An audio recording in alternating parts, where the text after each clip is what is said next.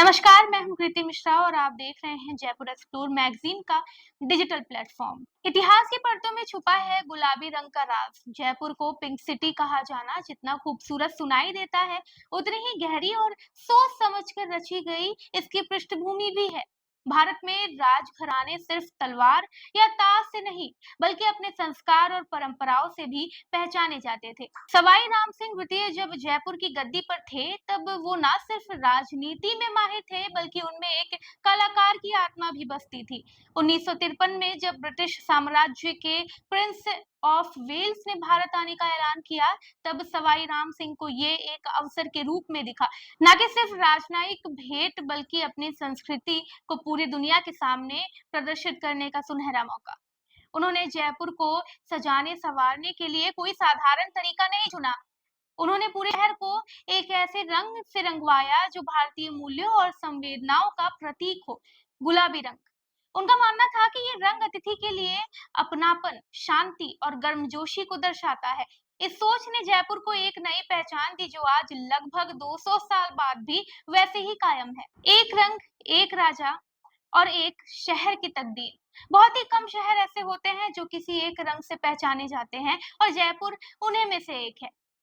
पर इसकी पहचान महज रंग से नहीं जुड़ी, बल्कि उस समय से जुड़ी है और भावना से जुड़ी है जो रणनीति से भी है।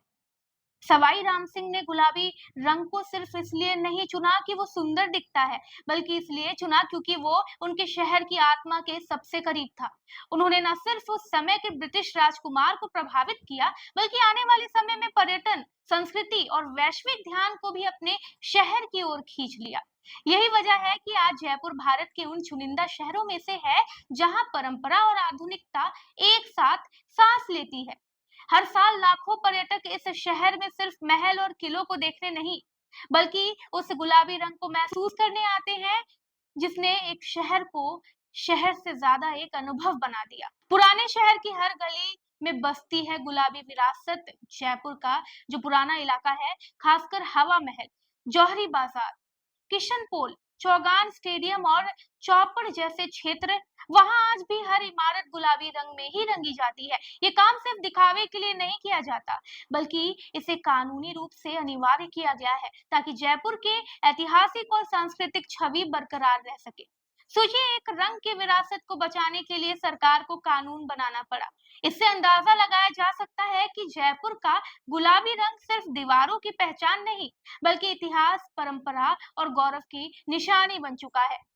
जब आप इन इलाकों में घूमते हैं तो आपको ऐसा महसूस होता है कि जैसे आप किसी कहानी में चल रहे हो, जहां हर दुकान, हर झरोखा और हर खंभा आपको 1853 की उस ऐतिहासिक शाम की याद दिलाता है।